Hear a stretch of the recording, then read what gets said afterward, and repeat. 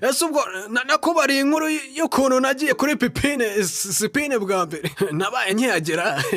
mbona hirya hino ibizungere zireka ndakebuka nshakisha ubona ahitiramo wa mwuzukuru wanjye cya gikanu ngo ndazengerezwa no mu mazi ngo dumburi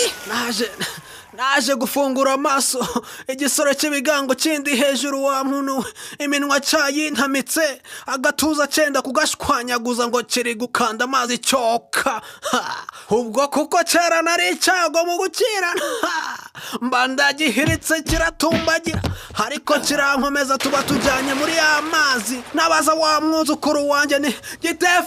Gitefa nawe ko mbona uri gufindafinda nkabona ufyondera kuri iyo telefoni wafyonze ugakamisha aya mazi nayamira nkamira n'ikijiga wowe